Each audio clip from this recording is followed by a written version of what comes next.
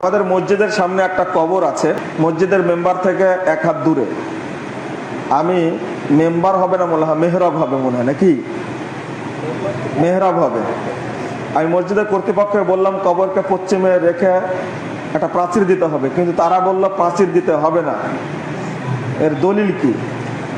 তো ওরা ফতোয়া দিয়েছে, দলিল তো তার কাছে জিজ্ঞেস করবেন, প্রাচীর দিতে হবে না যেহেতু বলেছে।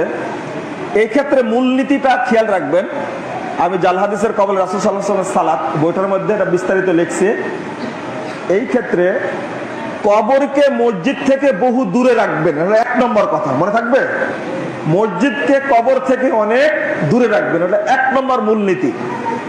দুই নম্বর, যদি কোনো মসজিদ কবরকে লক্ষ্য করে তৈরি হয়, কোন মসজিদ যদি কবরকে লক্ষ্য করে তৈরি হয়, যেমন যত মাজার আছে মাজার ভিত্তিক কোন মসজিদে সালাত হবে না, কারণ ওই মৃত্যু পীরকে লক্ষ্য করে মসজিদটা তৈরি করা হয়েছে। আমার কথাটা আবার শুনেন আপনারা, পৃথিবীতে যত মসজিদ যেটা মাজার ভিত্তিক মৃত্যু পীরের কারণে তৈরি হয়েছে, ওই সমস্ত মসজিদে কোথাও সালাত হবে না যতক্ষণ পর্যন্ত মসজিদ স্থানান্তরিত না হবে। মসজিদ সরাই নিতে হবে ওখান থেকে, তবে সালাত হবে, কবর সরাতে হবে না।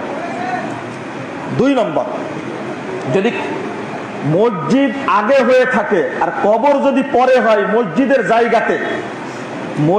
জায়গাতে যদি কবর থাকে, সেই কবর মসজিদের সামনে থাক, পিছনে থাক, ডানে থাক, বামে থাক, মসজিদের স্থানে যদি কবর থাকে, সেই কবর পূর্বের দিকে থাক, পশ্চিম দিকে থাক, উত্তর দিকে থাক, দক্ষিণ দিকে থাক, ওই মসজিদে সালাত হবে না।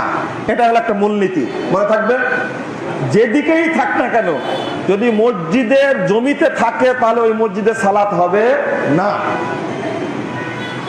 চার নম্বর কথা হলো, যদি কবরটা যদি মসজিদের জমিতে না হয়ে যদি ব্যক্তিগত মালিকানার জমিতে হয়ে থাকে, তখন শর্ত হলো কবর আর মসজিদের মধ্যে পৃথক একটা প্রাচীর দিতে হবে, মনে থাকবে। এই মসজিদের দেওয়ালটা প্রাচীর না, কিন্তু আপনি বুঝলেন কি, পৃথক। কবরের মাঝে আর মসজিদের মাঝে কি করতে হবে? মসজিদ কর্তৃপক্ষকে প্রাচীর দিয়ে কবর থেকে মসজিদকে কি করে নিতে হবে? আলাদা করে নিতে হবে। এখন মসজিদ হওয়ার পরে যদি মসজিদের জমিতে কবর হয়, সেই ক্ষেত্রে সমাধান হলো কবরকে স্থানান্তরিত করে অন্যত্র কবরস্থানে বা অন্য কোনো জায়গায় তাকে কবর দিতে হবে। কথা বোঝা গেছে? কবরটা যদি পুরাতন হয় তাহলে ওই কবরকে সাধারণ মাটির সাথে মিশিয়ে দিতে হবে। পুরাতন বলতে যত বছর বুঝলে আপনি পুরাতন বুঝবেন, কোনো বছর উল্লেখ নাই। তবে ফতোয়া এটাই, যদি অনেক পুরাতন হয়ে থাকে, একটা দুটা কবর আছে এরকম যদি হয়, তাহলে কবরটাকে সাধারণ মাটির সাথে মিশিয়ে দিয়ে সেটা মসজিদের জমি হিসেবে ব্যবহার করতে পারবেন, তবে ওখানে কবর থাকবে না। এটা হলো কবর আর মসজিদ সংক্রান্ত বক্তব্য। কিন্তু বাংলাদেশে ব্যাপক মসজিদ আছে যে মসজিদের মধ্যেই কবর, তারা সালাত আদায় করছে চারিদিকে।